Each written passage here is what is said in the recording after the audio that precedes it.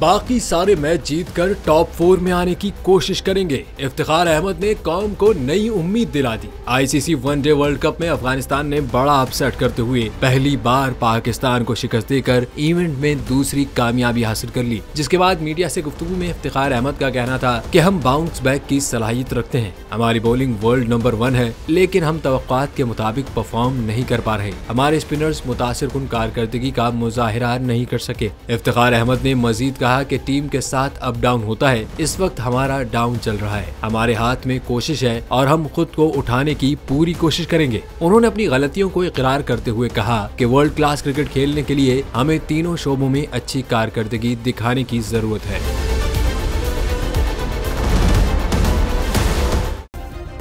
Subscribe करें और bell दबाएं ताकि कोई खबर रह न जाए।